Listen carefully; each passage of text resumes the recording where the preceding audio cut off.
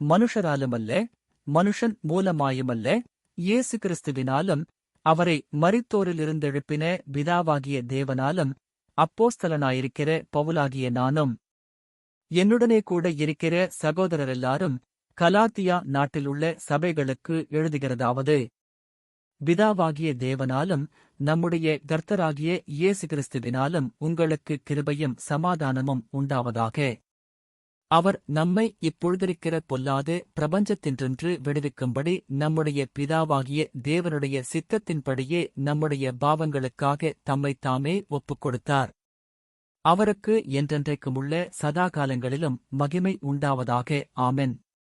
உங்களை கிறிஸ்துவின் கிருபையினாலே அழைத்தவரை நீங்கள் இவ்வளவு சீக்கிரமாய் விட்டு வேறொரு சுவிசேஷத்திற்கு திரும்புகிறதைப் பற்றி நான் ஆச்சரியப்படுகிறேன். வேறொரு சுவிசேஷம் இல்லையே. சிலர் உங்களை கலகப்படுத்தி கிறிஸ்துவுடைய சுவிசேஷத்தை புரட்ட மனதாயிருக்கிறார்களேயல்லாமல் வேறல்ல.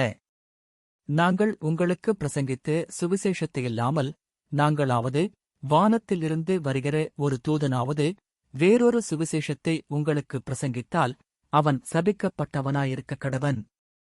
முன் சொன்னது போல மறுபடியும் சொல்லுகிறேன், நீங்கள் ஏற்றுக்கொண்ட சுவிசேஷத்தையில்லாமல் வேறொரு சுவிசேஷத்தை ஒருவன் உங்களுக்கு பிரசங்கித்தால் அவன் சபிக்கப்பட்டவனாயிருக்க கடவன். இப்பொழுது நான் மனுஷரையா தேவனையா யாரை நாடிப் போதிக்கிறேன்? மனுஷரையா பிரியப்படுத்தப் பார்க்கிறேன்? நான் இன்னும் மனுஷரை பிரியப்படுத்துகிறவனாயிருந்தால் நான் கிறிஸ்துவின் ஊழியக்காரனல்லவே.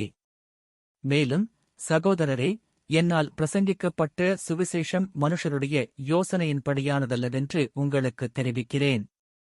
நான் அதை ஒரு மனுஷனால் பெற்றதுமில்லை, மனுஷனால் கற்றதுமில்லை, இயேசு கிறிஸ்துவே அதை எனக்கு வெளிப்படுத்தினார். நான் யூத மார்க்கத்தில் இருந்தபோது என்னுடைய நடக்கையைக் குறித்து கேள்விப்பட்டிருப்பீர்கள். தேவனுடைய சபையை நான் மிகவும் துன்பப்படுத்தி அதை பாழாக்கி என் ஜனத்தாரில் என் வயதுள்ள அநேகரைப் பார்க்கிலும் யூத மார்க்கத்திலே தேறினவனாய் என் பிதாக்களுடைய பாரம்பரிய நியாயங்களுக்காக மிகவும் பக்தி வைராக்கியமுள்ளவனாயிருந்தேன். அப்படியிருந்தும் நான் என் தாயின் வயிற்றிலிருந்தது முதல் என்னை பிரித்தெடுத்து தம்முடைய கிருபையினால் அழைத்த தேவன், தம்முடைய குமாரனை நான் புறஜாதிகளிடத்தில் சுவிசேஷமாய் அறிவிக்கும் பொருட்டாக அவரை எனக்குள் வெளிப்படுத்த பிரியமாயிருந்தபோது, உடனே நான் மாம்சத்தோடும் இரத்தத்தோடும் யோசனை பண்ணாமலும் எனக்கு முன்னே அப்போஸ்தலரானவர்களிடத்திலே எருசலேமுக்குப் போகாமலும் அரபி தேசத்திற்கு புறப்பட்டுப் போய் மறுபடியும் தமஸ்கு ஊருக்குத் திரும்பி வந்தேன்.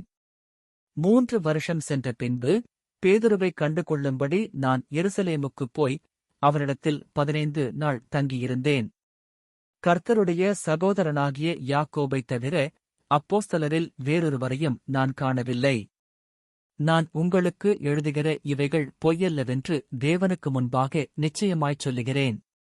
பின்பு சீரியா சிலிசியா நாடுகளின் புறங்களில் வந்தேன். மேலும் யூதேயா தேசத்திலே கிறிஸ்துவுக்குள்ளான சபைகளுக்கு முகமறியாதவனாயிருந்தேன். முன்னே நம்மை துன்பப்படுத்தினவேனே தான் அழிக்கத் தேடின விசுவாசத்தை இப்பொழுது பிரசங்கிக்கிறான் என்பதை மாத்திரம் அவர்கள் கேள்விப்பட்டிருந்து என்னைப் பற்றி தேவனை மகிமைப்படுத்தினார்கள்.